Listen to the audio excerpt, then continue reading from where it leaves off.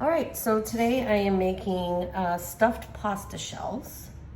And the first thing we want to do is make our cheese filling.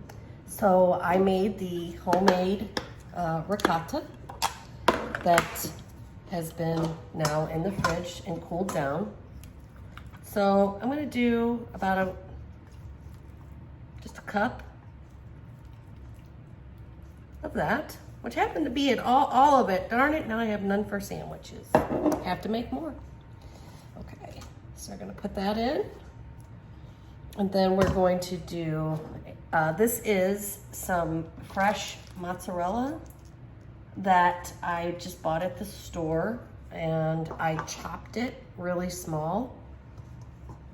And this is a heaping cup of mozzarella. And then I shredded some Parmesan, and we want to put, well, it's a little more than a cup, so we'll just put it all in because cheese is good, right? Okay, so we have all of our cheeses.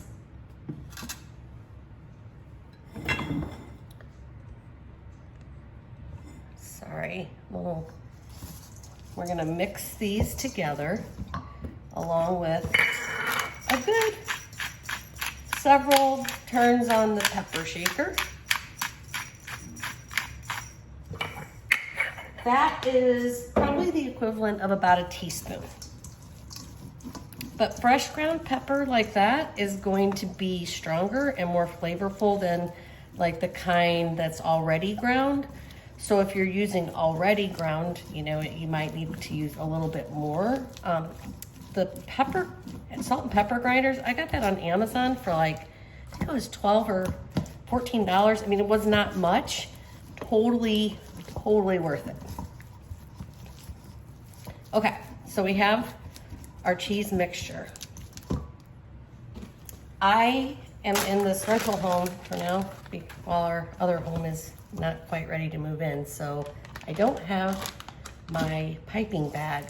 But if you don't have your piping bag, you can use a Ziploc bag. It will work just as well for what we're gonna do here. Okay, so I just have a Pyrex dish, and what is that? It's about 12 by 12. I have Pam cooking spray, which is olive oil based. Instead of the aerosol, I like to use this. So just give that a nice spray, help with our sticking. Now, if you remember earlier, I had been making red sauce. This red sauce has been cooking for yesterday for about 6 hours and another 6 hours today. You don't have to cook it for 2 days, but it really develops the flavor. And all you're doing is just leaving it on the stove. So it's not like it's taking up your whole day. It's just, you know, just let it simmer on a low heat. Okay, we'll put a little bit in the bottom of the pan. And we'll come back to that. Okay, I use these shells, just jumbo shells from the grocery store, and cook them to the package instructions. And then I strain them and put cold water on them so I could handle them and to stop the cooking because I want them to finish cooking in the oven. The oven is preheated to 350 degrees. Okay. To fill the shells, the easiest way is to take your bag, cut your little corner off, and make sure you grab that and get it away from your food so it doesn't accidentally get in something. And you can take this bag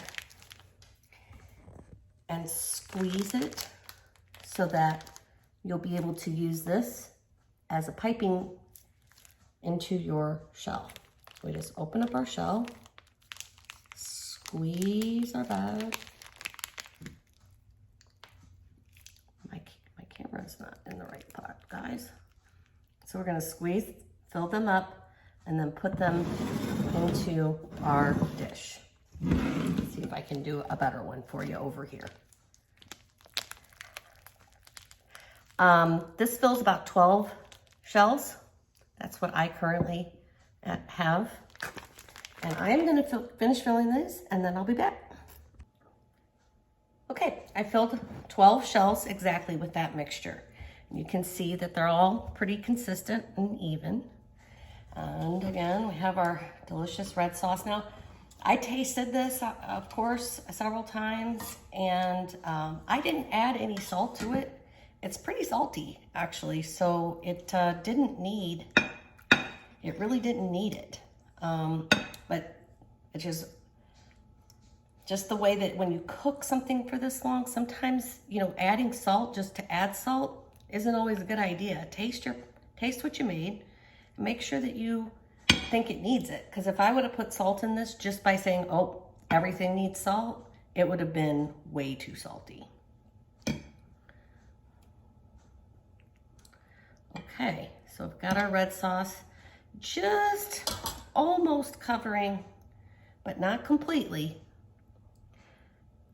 Almost covering. All right, and then I'm just gonna bake that in the oven for about 30 minutes at 350, and it'll be ready to serve.